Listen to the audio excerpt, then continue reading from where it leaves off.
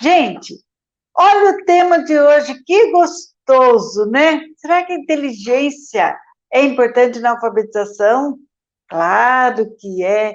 Que tipo de inteligência nós vamos falar hoje? Você está aqui no meu canal, canal Selma Cravo. Se inscreva, toque no sininho, compartilhe esta live para que você possa realmente fazer chegar a mais gente e a nossa live poder crescer, nosso pessoal vai chegando, professor, mamãe, papai, e a gente atinge mais gente. Professores, segunda-feira é o dia que eu falo muito direcionado a professor. Olá, Sandra, boa noite, de Miranda do Norte, Patrícia França, boa noite, de Curitiba, Patrícia aqui. Gente, a inteligência que nós queremos falar hoje, né? Que inteligência é essa? Hoje, cada vez mais, né? Os pais, principalmente, gente, os pais que estão me ouvindo, cuidado com supervalorização do cognitivo. Nós temos uma realidade muito grande, uma cultura de supervalorização do cognitivo e menos valorização do aspecto de outras dimensões da inteligência. E hoje nós vamos refletir um pouquinho isso. Por que a gente valoriza tanto o cognitivo? Isso é uma herança que recebemos da educação tradicional, que há muitos e muitos anos a escola vinha só trabalhando conhecimento que a criança tem que adquirir, principalmente em quantidade, muito mais do que qualidade. Se entendia na década de 70 para trás, porque 80 começou a mudar, mas se entendia que o sujeito aprende, que a criança aprende de uma forma única, que era através das aulas. Desculpa, espirrei aqui no microfone. Ah, não foi no microfone. Nossa, deu alergia, acho que é maquiagem aqui. Gente, voltar ao pensamento aqui, porque essa foi muito boa, viu? Espirrar. Na verdade, se entendia que as pessoas aprendiam da seguinte forma: ela tinha que ficar em silêncio, prestando muita atenção, tudo que era dito, que era falado, era importante, então a aula era muito, muito apelativa para a memória e o sistema auditivo. O visual não importava tanto. Raras professoras levavam para a sua escola cartazes, porque não tínhamos a internet. Eu já falo não tínhamos, porque eu dei aula na década de 70, em 79 eu comecei a dar aula. E era uma dificuldade tremenda levar uma revista, acesso a imagens, não tínhamos. Então, a escola do passado, a escola que nós adultos estudamos, muitos acima de 40, 50 anos aí, irão lembrar como era difícil. O professor tinha que ser muito criativo. Até os papéis não tinham cores muito bonitas, não tinha diversidade de papéis e EVA e outros materiais, outros recursos, como tem hoje. Hoje nós temos um acesso à papelaria que você fica encantado. Todo professor quer ser sócio de uma papelaria, não é? Se tem professor aí, comenta comigo. Eu amo papelaria. Professor adora papelaria, quer comprar canetas diferentes, pincéis e tudo mais, porque em nossa infância a gente não tinha acesso a isso. Não tínhamos acesso a muita coisa que hoje tem, principalmente para dar uma aula com apelo a recursos visuais. Imagine que a criança aprendia pelo auditivo em grande parte, um pouquinho de parte de visual e quase nada de corporal, de experiências, de fazer, de pôr a mão na massa, de pegar a atividade e ir lá, fazer pesquisa. Pesquisa onde? Os livros eram poucos, escassos. A biblioteca da escola, mal você podia entrar. Era raríssimo. Você entrava na biblioteca da escola para fazer pesquisa, tinha aqueles livros tipo Barça, que era lá que a gente pesquisava. Então, quem tinha acesso à pesquisa era quem já era leitor, quem já tinha um grande avanço depois de quarta série, quinta série em diante, que era série, né, que chamava, que íamos para uma biblioteca e tínhamos acesso. Livros infantis, raríssimos, raríssimos. Por isso a cartilha fazia muito sucesso. E sabe o que tinha na escola? A gente ganhava o dia do livro, depois que você era alfabetizado na primeira série, ganhava o seu primeiro livro. Aí a gente tinha direito a ter acesso a um livro infantil.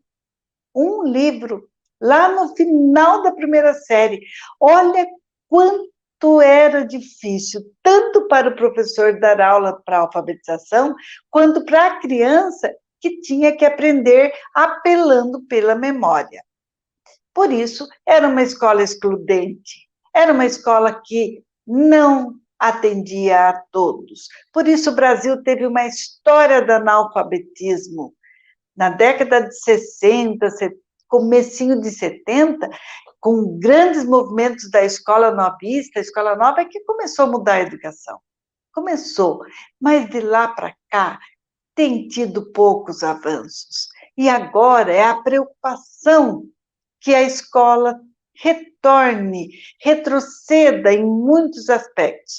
Então, nós vemos aí muitas lives na internet com teóricos. Eu estava assistindo esses dias o professor Lino de Macedo falando sobre o ensino remoto e avaliações. Ele vai para lá amanhã de novo, um profissional belíssimo da USP. O que ele fala que a gente tem tanta teoria hoje, temos acesso a tanta teoria, mas para pôr em prática, haja criatividade, tem que ter coragem, tem que ser ousado para entender como a criança aprende hoje e transformar essa prática que herdamos. Então, não culpo você, papai, mamãe, que estiverem me ouvindo, que agem como agiram com vocês. Mas quantas décadas passaram da sua primeira série? Faça conta aí, no mínimo uma década passou, ou duas, no mínimo, e não mudou. Você acha que a criança que nasce nos dias de hoje tem a mesma visão de mundo que você teve quando você era criança? Portanto, a inteligência de hoje é muito diferente. E em paralelo a toda essa história, eu resumi um pouquinho a história da educação para vocês acompanharem a questão da inteligência. Por quê? Como o sujeito pensa, como a criança aprende, hoje nós temos muito mais conhecimento, muito. Sabe-se da plasticidade cerebral, de quanto nós aprendemos a vida inteira, que a gente não vai parar de aprender. Então, nós não podemos, realmente, nós não podemos duvidar de nenhuma criança, porque a plasticidade cerebral permite que ela aprenda sempre. E essa plasticidade que a neurociência, a psicologia da aprendizagem veio dizer para a gente, ela tem o como ela gosta de aprender.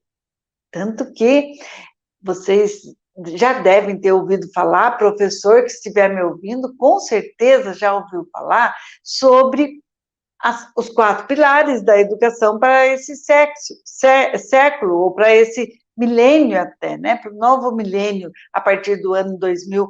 Quais são? O aprender a aprender, o aprender a conviver, o aprender a ser e o aprender a fazer. Antigamente, o aprender a aprender, que é aprender a conhecer mais, aprender conteúdos de quantidades, era só ele. Ou, no máximo, um pouquinho do aprender a fazer. Um pouco. Mas, hoje, nós já vemos que, com todo esse conhecimento, a inteligência mudou. Esse conceito de inteligência mudou. Nós vemos outras funcionalidades para a inteligência, outras funcionalidades. Tem, inclusive, a teoria das inteligências múltiplas, que as pessoas desenvolvem uma inteligência mais do que outra, numa área mais do que em outra área, como a área da arte, da música, do corpo, né? A área da sensibilidade, a área linguística, a área da lógico-matemático, enfim, diversas áreas que o nosso cérebro consegue aprender. Eu trouxe aqui até um funil. Olha, você conhece funil, né? Sabe por quê? Para eu fazer uma simbologia aqui com você e você entender bem o que eu estou falando. A educação antigamente, ó, era assim. Deixa eu até baixar aqui um pouquinho, está aparecendo aí? Era assim, como se tivesse um funil, onde o professor enfiava tudo lá no cérebro da criança, ó, enfiava todas as letras, colocava lá letras, números, e ali todo o conhecimento entrava no cérebro como fosse, de fato, penetrando naquela criança, no cérebro. E hoje, a imagem que eu quero que você fique com ela, eu não achei uma para pôr aqui, não deu tempo de fazer uma arte, mas você conhece uma engrenagem? Conhece, né? Que depende uma da outra para se enroscar, que ela não vai sozinha, não funciona sozinha, é uma engrenagem. O símbolo que eu quero que você entenda a educação hoje. Não dá para a gente pensar em inteligência sozinho uma peça, só o cérebro, ou recebendo tudo de fora para dentro, como se tivesse um funil em nossa cabeça. Tudo de fora para dentro. Não, a criança hoje fala, pensa. Hoje não, sempre. Só que nós sabemos hoje nós sabemos que ela pensa. Achava que a criança não tinha o seu pensamento próprio. Achávamos isso no passado. Hoje sabemos, pelo conhecimento teórico, que a criança pensa, e nós temos que entrar no pensamento dela, porque a alfabetização só ocorre se a criança também quiser, se ela se envolver. Não ocorre de fora para dentro. E também não ocorre só de dentro para fora, como fosse uma chavinha lá dentro. Só que a criança vira e daí dá aquele estralo, né? Não. A criança precisa interagir numa engrenagem que vá girando esse aprendizado e vá acrescentando outras ideias, outros símbolos. Então, nessa engrenagem, eu vou acrescentar uma lâmpada, um astro, uma imagem de letra, um símbolo, um código. Todo o mundo que ela visualize, que ela vive, que ela experiencia, é o que compõe o aprendizado dela, a forma dela aprender. Toda essa explicação eu estou falando para eu chegar naquilo que eu quero muito que vocês pensem comigo. Eu vou pôr uma tela aqui, deixa eu ver se eu coloco aqui para vocês, porque é muito interessante que a gente... não está entrando, não. Deixa eu ver se dá. Aí. Olha. Aqui eu coloquei alguns itens das múltiplas inteligências. A criança que sabe as letras é inteligente. É um conceito que trazemos há muitos anos. Só quem conhece a letra é inteligente. A criança que sente fome e vai até a fruteira apanhar uma banana é inteligente. Olha a inteligência funcional. A criança que sabe interagir com seus pares para fazer amizade é inteligente. A criança que fala com riqueza de vocabulário é inteligente. A criança empática, que tem empatia, é inteligente. A criança que tem aptidão matemática é inteligente. A criança com boa consciência corporal e movimentos precisos é inteligente.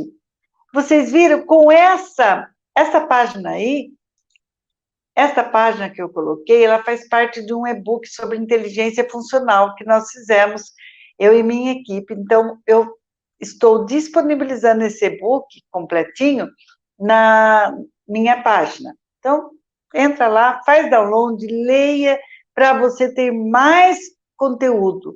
Quero que professores, principalmente, ou mamães, papais interessados em aprender mais sobre inteligência, leiam, porque é sobre a inteligência da criança em fase de alfabetização.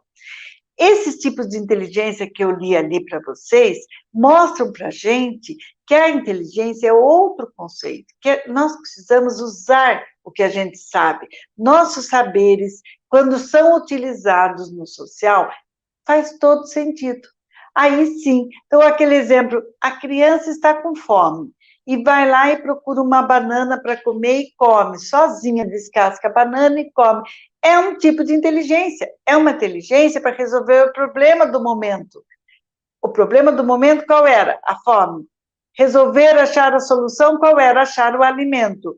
Encontrou o alimento e se alimentou. Outro tipo de inteligência com esse mesmo exemplo.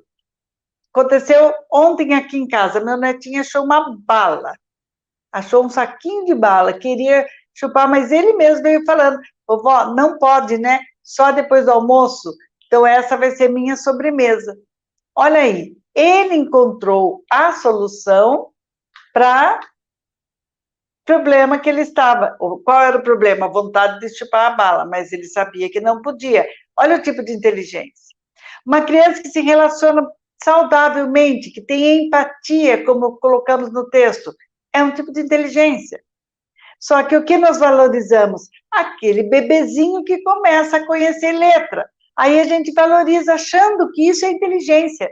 O que ela vai fazer com as letras que ela conhece? Se ela não usar. Estou mostrando para vocês que inteligência é aquela que a gente usa para resolver algum problema. A criança sabe o que ela vai fazer, a criança de 2 aninhos que conhece letra, ela pode pegar e falar, esse é o I, e pôr na boca.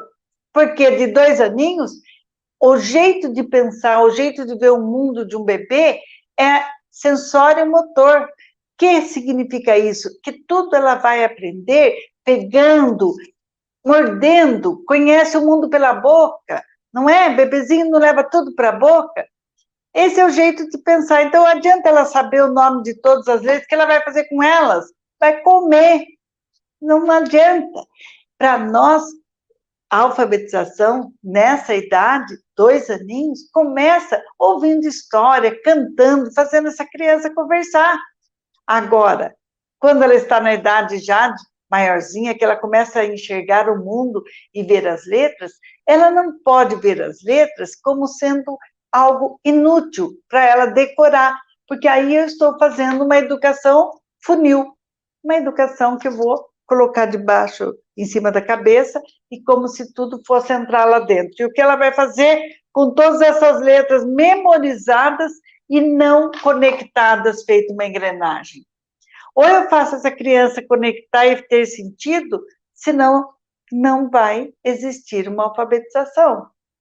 Esse sentido que eu vou fazer ela se conectar é que faz toda a diferença para você alfabetizar. É isso que é uma inteligência numa dimensão funcional. A dimensão funcional é a dimensão que a gente vai usar. Quer ver? Eu vou ler só a listinha que eu fiz aqui. A inteligência funcional, ela tem que ser útil, prática, eficiente, eficaz, aplicável, compatível com a idade da criança. Uma criança que tem dificuldade de aprendizagem, nós vamos ter que reduzir um pouco, padronizar um pouco essa dificuldade para atuar nela e elevar.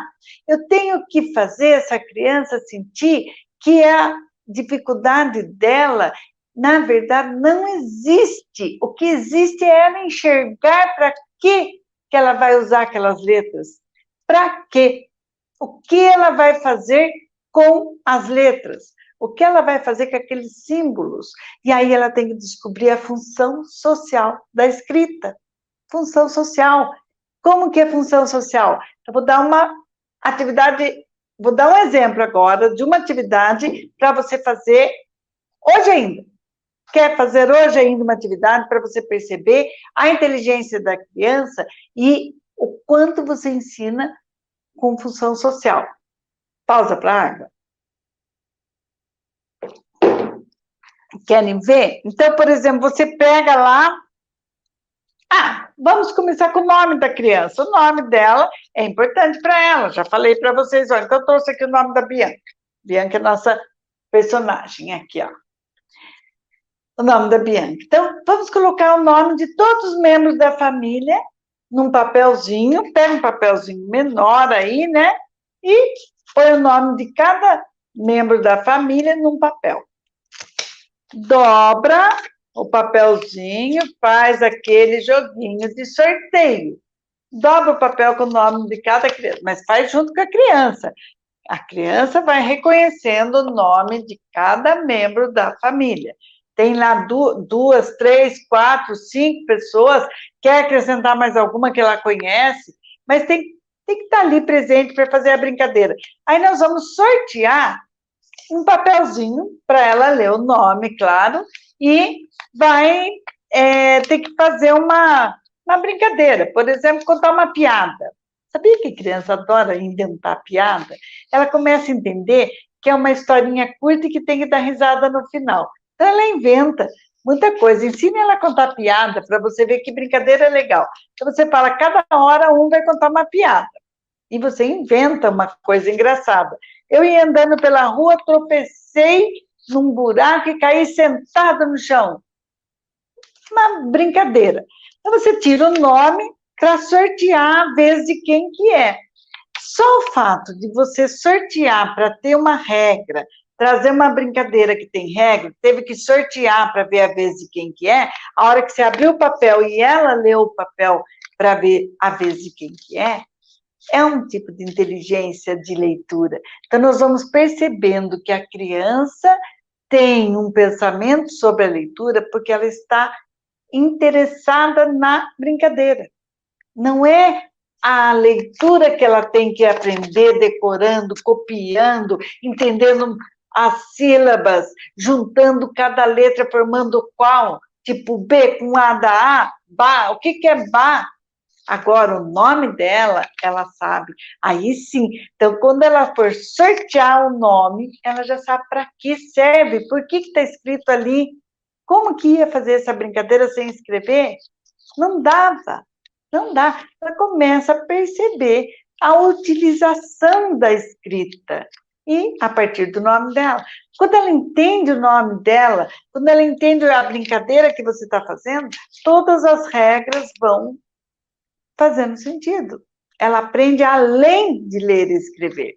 Então, a criança, antes mesmo de saber nome de letras, antes mesmo de saber sílabas, ela vai aprender para que servem essas letras, para que servem essas escritas. Então, ela precisa, junto com isso, gente, eu notei uma coisa bonita aqui, que ela precisa, além de brincar, dividir, falar, conversar, comunicar, alimentar, interagir, resolver pequenos conflitos, criar, desenhar e pintar. Olha aí, tudo isso faz parte da alfabetização completa. Por isso que eu quero te ensinar a brincar, porque o brincar é tão completo, tão completo. Você não vai para a escola levar seu filho lá, que você fala assim, não vou levar não, ele só vai brincar.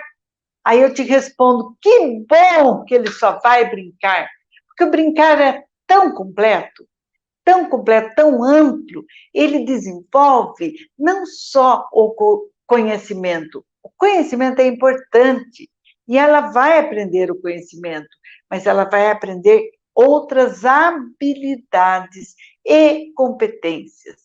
O que a BNCC trouxe, que é a Base Nacional Comum Curricular, trouxe de novo, de 2017 para cá. Gente, é uma inovação, e é mesmo, a educação tem que abraçar isso, com todos as críticas que possa haver, porque vem do Ministério, sempre tudo que vem dos governos, a gente começa a criticar, porque é fulano ou ciclano, não interessa, para mim não interessa partido.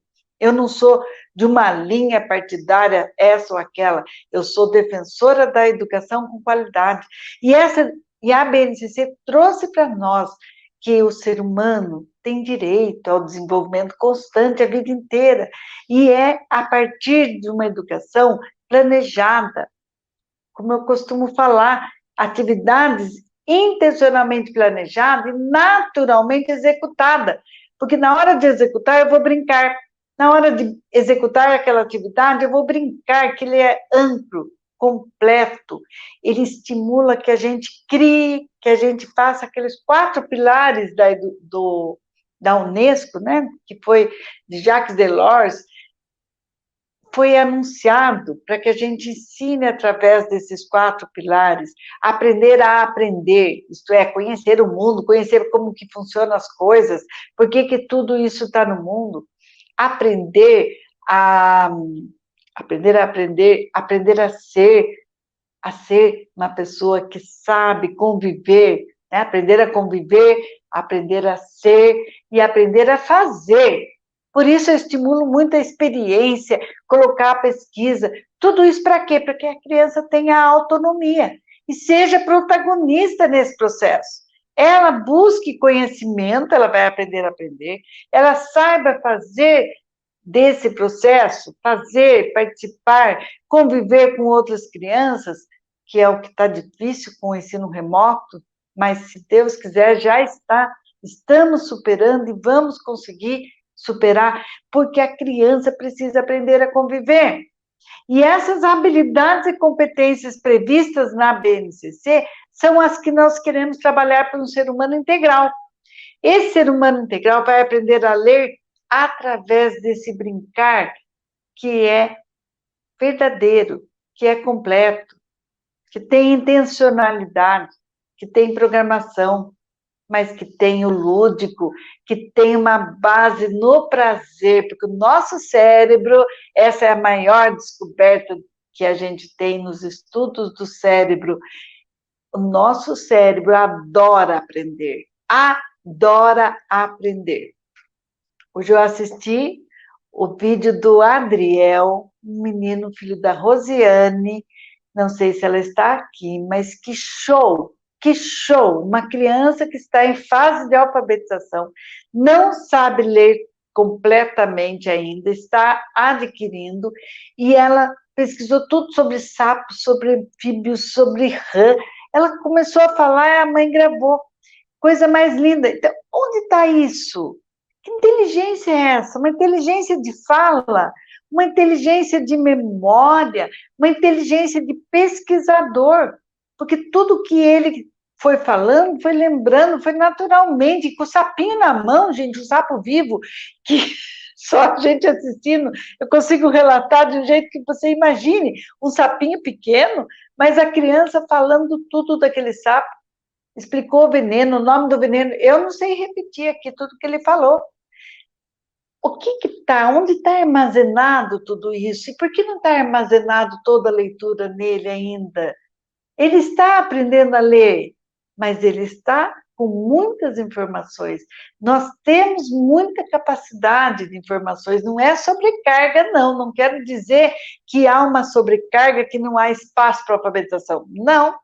A alfabetização precisa estar contextualizada. Eu falei para essa mãe hoje, lá no nosso grupo de mamães, aproveite esse interesse para alfabetizar ele com sapo, rã, com todas essas palavras. Que lindo! E, de repente, tem a inteligência naturalista, é uma criança que vai defender mais a ecologia, que é o que nós estamos precisando, meio ambiente pedindo socorro. Nós temos que unir nossos esforços para uma educação de mais qualidade e os professores consigam agora, com o ensino remoto, híbrido, aulas online, ou aula presencial um pouco, aula um pouco online, consigam ensinar de uma forma que a criança sinta a função social da leitura e da escrita. Sinta esse prazer, sinta que isso é necessário para ele, e aí ele quer pesquisar, ele precisa querer saber ler. Aí nós vamos interagindo com estratégia correta, com recursos ideais. Combinado? Essa atividade que eu passei hoje para vocês, de sortear os nomes, é uma atividade que vai fazer você brincar, dar risada, vai fazer você interagir com a sua criança, porque esses 4 pilares, o aprender a conviver, é um pilar muito importante entre relação pai e filho, mãe e filho. É uma relação que precisa cada vez mais ser aqui, ó, entrar nessa engrenagem que eu falei da inteligência, uma engrenagem que funcione, não que fique virando em falso, mas uma engrenagem que funcione de verdade para a aprendizagem acontecer. Por isso que eu falo que as ligas dos saberes que nós fazemos quando a gente escuta algo, vocês estão me escutando agora e fazendo conexão com algum saber que vocês têm aí. Tem os saberes de cada um, de acordo com a experiência de vida de cada um. E para cada um, a engrenagem entra diferente. E cada um vai fazer alguma coisa com o que está ouvindo. Por isso que a gente ouve, vira aprendizado e pode virar prática. Espero que você vire prática significativa, que você consiga transformar sua aula em aula significativa mesmo, para alfabetizar de fato, uma alfabetização com o lúdico, uma alfabetização brincante. Aí você vai ser alfa, né? Que nem nós falamos outro dia. Ser realmente um professor alfabetizador brincante, que saiba ser um adulto brincante. Combinado? Para quem está no curso Alfabetizar Brincando, em 30 dias alfabetiza. Alfabetiza a criança, porque são atividades sequenciadas que levam à alfabetização usando a inteligência funcional, que é o que nós falamos hoje. Para que serve a alfabetização? Para que serve leitura e escrita? Preciso dar função para tudo isso, para a criança poder aprender. Funcionalidade, função social da escrita, função social da leitura. Aí sim, não tem para ninguém. A criança aprende. Sou testemunha de muitas, de centenas de crianças que aprenderam assim. Então vamos nessa, gente. Não estou trazendo novidade, estou trazendo uma ideia nova. Aquela frase lá do Tiago de Mello, não estou mostrando um caminho novo, estou mostrando o jeito de caminhar. Não queremos, ó, isso aqui, educação que vai fazer com que seu filho tenha que decorar tudo, colocando tudo dentro da cabeça da criança. Não, a criança vai virar isso de ponta cabeça, vai ser a engrenagem, vai fazer liga do saber com o que você está propondo, com os recursos atuais, com a inteligência funcional, que é a dimensão da inteligência capaz de resolver problemas, capaz de criar soluções, capaz de interagir com outras pessoas, capaz de pensar com autonomia, capaz de ler e escrever e muito mais.